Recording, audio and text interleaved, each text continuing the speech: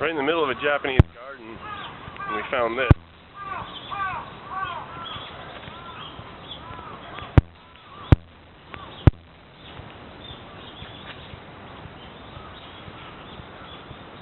What do you think, lady? I think there's a cemetery.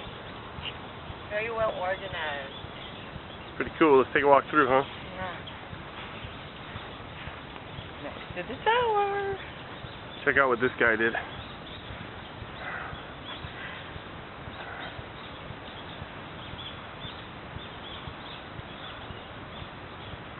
A whole lot of these. Each one of them gets their own little, like, Incense holder.